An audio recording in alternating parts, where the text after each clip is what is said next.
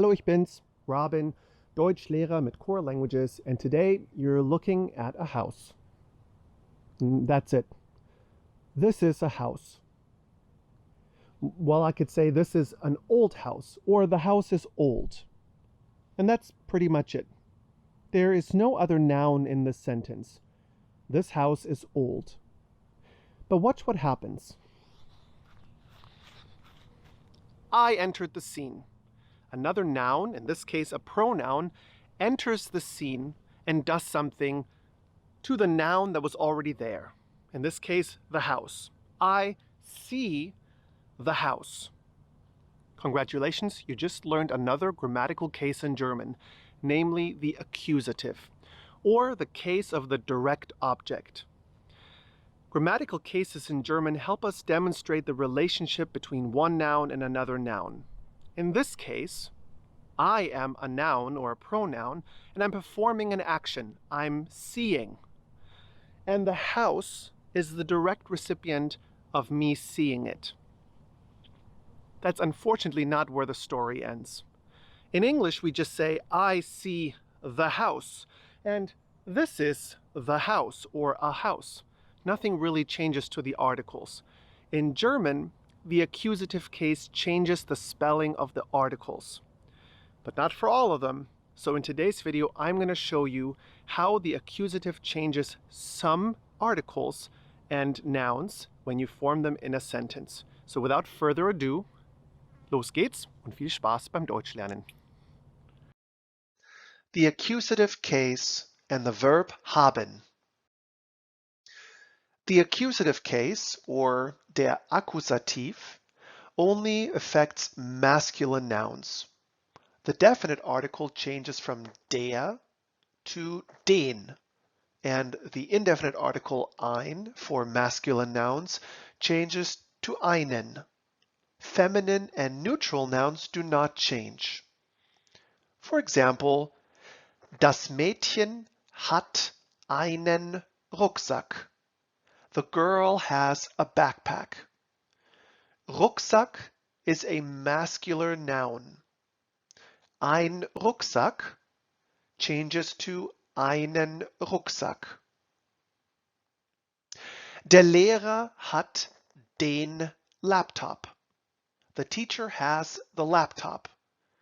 Laptop is a masculine noun, and der changes to den. Ich habe eine Katze.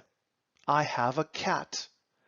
Katze is a feminine noun, so you see no changes. Eine stays eine.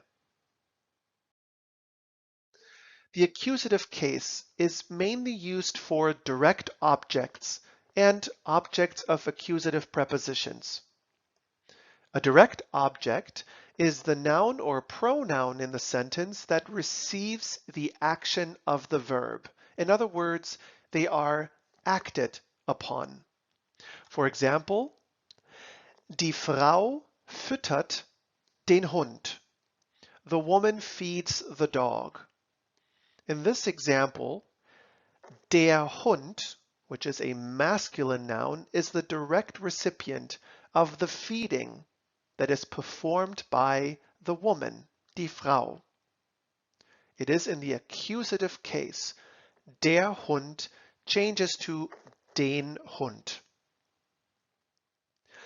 Der Mann hat ein Auto. The man has a car.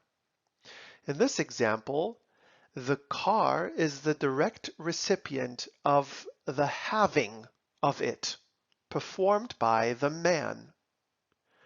Auto is a neutral noun, so you see no changes. Ein Auto stays ein Auto, even though it is in the accusative case. The direct object can be identified by asking who or what is being verbed. For example, the first example, we can ask who or what is being fed. The answer is the dog is being fed. So the dog is the direct object of the sentence. If the direct object in a sentence is a person or a pronoun, then the personal pronouns change from the nominative to the accusative case. Ich in the accusative is mich. Du in the accusative is dich. Formal you or sie is sie. Sie, es is ihn, sie, and es. Wir is uns. Ihr is euch. Formal you, sie, is sie. And sie, as in they, is sie. The verb haben, or to have, is one of the many verbs that is frequently followed by the direct object, or the accusative. It is one of the most commonly used verbs in German. Its conjugation is somewhat irregular because du and sie, es drop the stem b. Haben is used to show possession of character traits, property, and other things, for example, time or family. And like sein, or to be, it is also an auxiliary verb. Here's the conjugation of the verb haben. Ich habe. Du hast. Sie haben. Sie, es hat. Wir haben. Ihr habt. Sie haben. And sie haben. Let's look at these two examples, or Beispiele. Ich sehe einen Vogel. I see a bird. In this example, the bird, ein Vogel, is the direct recipient of me seeing it. It is in the accusative case.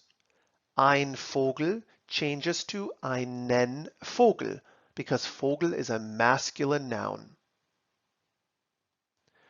And how about this example? Hat eine Tasse Kaffee.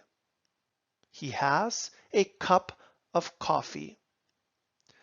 Eine Tasse Kaffee is the direct object of the sentence. Tasse is a feminine noun, so we see no change. Eine Tasse stays eine Tasse. However, hat einen Kaffee. He has a coffee. Kaffee is a masculine noun, so a coffee, ein Kaffee, changes to einen Kaffee in the accusative. Here are two more Beispiele. Haben Sie das Formular? Do you have the form? Das Formular is the direct object of the sentence, but because it is a neutral noun, we see no changes in the article. Das Formular stays das Formular.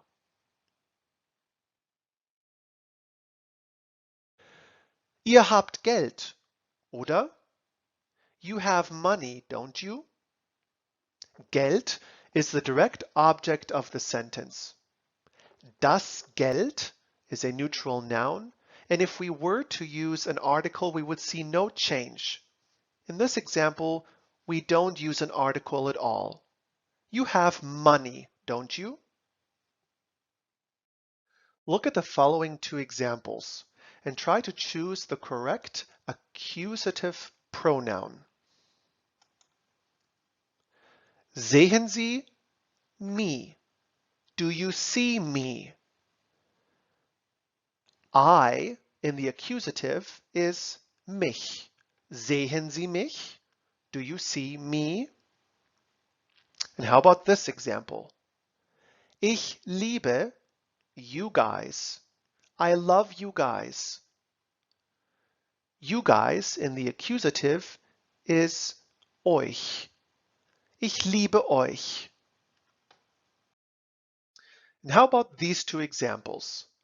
Wir, eine alte Wohnung. We have an old apartment. What is the correct conjugation for we have? Wir haben. Wir haben eine alte Wohnung. Eine alte Wohnung is the direct object of the sentence. Eine Wohnung is a feminine noun, so we see no change in the article. Fragt us? Is he asking us? Fragt uns? Uns is the direct object of the sentence. And how about these two examples?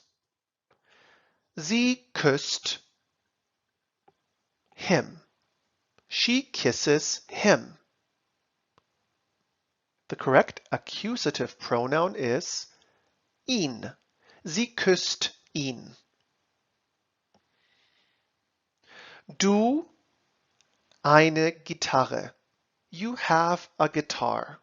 What is the correct conjugation for you have? Du hast. Du hast eine Gitarre. Eine Gitarre is a feminine noun, so we see no changes in the article. Vielen Dank fürs Zusehen. I hope you now have a better understanding of how to use the accusative case. As always, if you have more questions, feel free to comment, or if you're interested in joining one of our German courses with a live instructor, feel free to message us directly. Das war's, vielen Dank und bis zum nächsten Mal.